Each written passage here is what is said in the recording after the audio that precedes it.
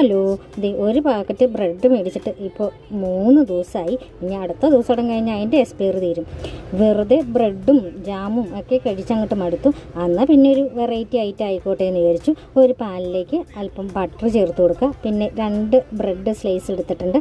അതിലേക്ക് ചീസ് ചേർത്ത് കൊടുത്തിട്ടുണ്ട്. പിന്നെ അതിൻ്റെ മുകളിൽ ഒരു ബ്രെഡോടം വെച്ച് കൊടുത്ത് കുറച്ച് പഞ്ചസാര ഇങ്ങനെ അതിൻ്റെ മുകളിൽ ഒന്ന് വിതറി കൊടുത്ത് തിരിച്ച് മറിച്ചിട്ട് ഒന്ന് കുക്ക് ചെയ്തെടുക്കാം. ഇനി പഞ്ചസാര അവോയ്ഡ് ചെയ്യണവർക്ക് അത് അവോയ്ഡ് ചെയ്യാട്ടോ. പക്ഷേ ഈ പഞ്ചസാര ഇങ്ങനെ ആ കാരമൽ ചെയ്ത് ഈ ബ്രെഡിലേക്ക് അങ്ങോട്ട് പറ്റി പിടിച്ചിരിക്കുമ്പോൾ എന്ത് സോഫ്റ്റാണെന്നോ, നല്ല ടേസ്റ്റാണ്, ഒരു പ്രത്യേക രുചി.